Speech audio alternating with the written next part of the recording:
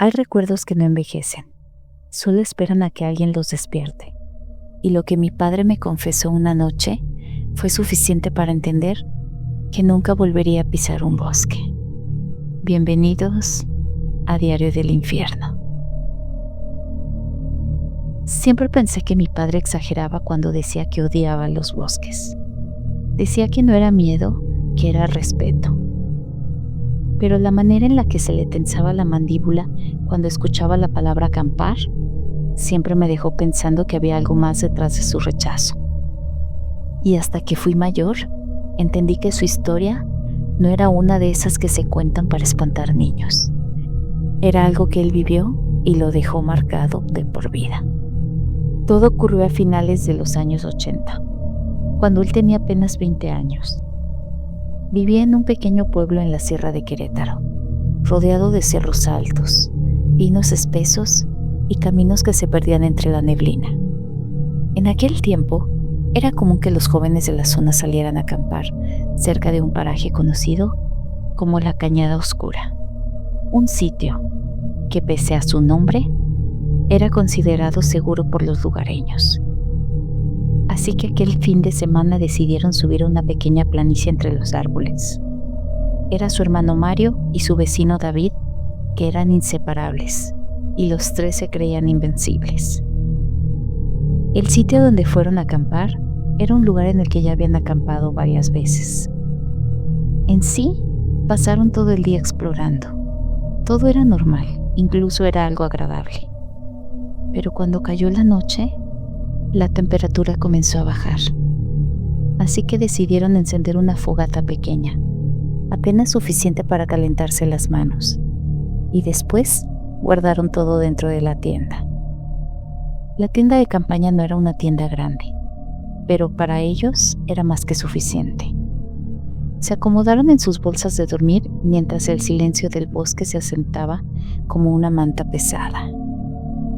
Pasó un rato antes de que se escuchara el primer sonido.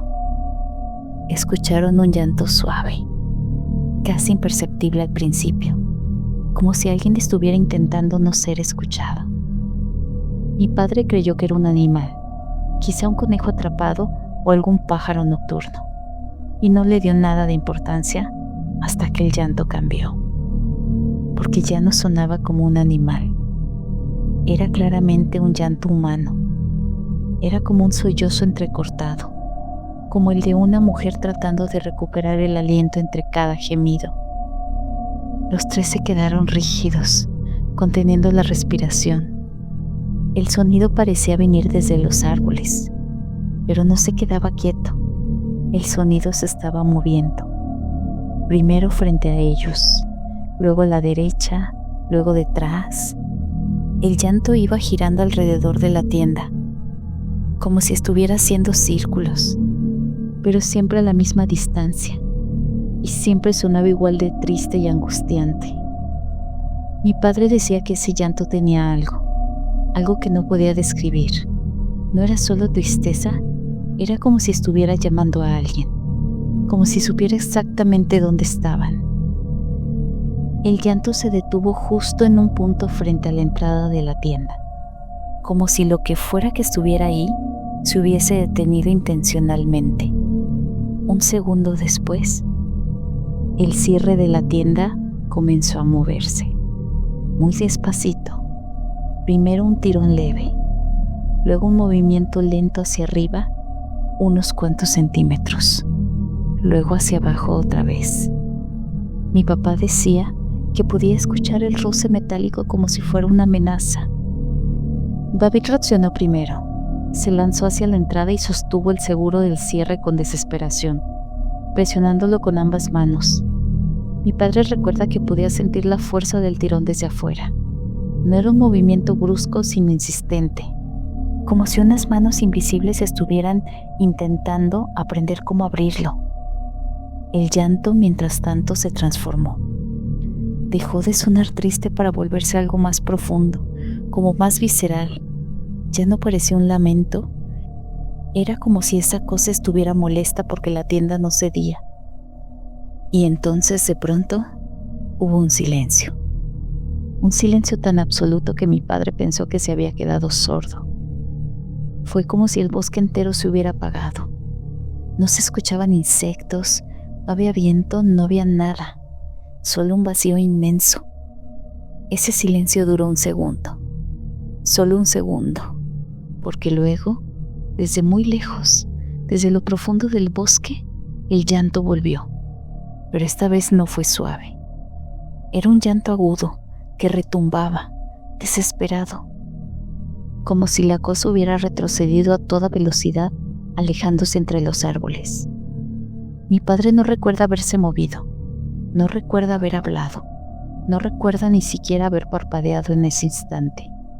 Solo sabe que el llanto se perdió entre los cerros, cada vez más lejanos, hasta que se convirtió en un eco que la noche terminó tragándose. Los tres estaban temblando dentro de la casa de campaña. Ninguno se atrevió a asomarse, hasta que por fin, cuando finalmente salió el sol, el bosque volvió a sonar. Los pájaros cantaban, el viento movía las ramas y todo parecía normal. Cuando abrieron la tienda, lo primero que notaron fueron las marcas. La tierra alrededor estaba limpia, sin pisadas humanas, pero había un círculo perfecto marcado en el suelo, como si algo hubiera recorrido la tienda varias veces durante la noche sin tocar nada más. No había huellas, no había ramas rotas, no había señales de que una persona hubiera estado ahí. Solo ese círculo.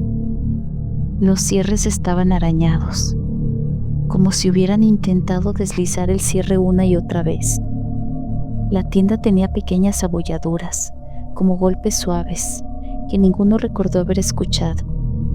Mi padre dice que en ese momento solo se voltearon a ver los tres y ninguno quería admitirlo. Pero los tres sabían que lo que les pasó no tenía una explicación normal. Recogieron todo en silencio, mirando constantemente hacia los árboles, esperando que en cualquier momento algo se asomara entre las sombras, pero no pasó nada. Pero ese silencio que los acompañó mientras bajaban por el sendero fue casi peor que lo que escucharon la noche anterior. Era como si el bosque los estuviera observando irse, como si se estuviera asegurando de que no volverían. Y la verdad es que nunca volvieron. Esa fue la última vez que mi padre pisó un bosque. Con los años, mucho tiempo después de que yo creciera, le pregunté que si él creía que lo que habían escuchado aquella noche era un espíritu, era un animal o fue algo más. Él nunca quiso darme una respuesta clara. Decía que la gente del pueblo hablaba de la mujer que llora, un espíritu que vaga por los cerros buscando a los que se atreven a dormir en su territorio. Otros decían que era un duende del monte, un ser capaz de imitar voces humanas para confundir a los viajeros. Pero mi abuela tenía otra teoría. Decía que en esos cerros había lugares donde la tierra se abre y deja pasar cosas que no deberían caminar entre nosotros. Y aunque mi padre siempre fue muy escéptico, nunca pudo sacarse la idea de que lo que escucharon esa noche no era algo vivo, pero tampoco algo muerto. Solo algo que estaba ahí, algo que existe en un punto intermedio, en un punto donde no deberíamos mirar. Mi padre vivió toda su vida temiéndole algo que jamás volvió a ver, porque sabía que con una sola vez basta para entender que hay cosas que no necesitan mostrarse para marcar tu vida para siempre.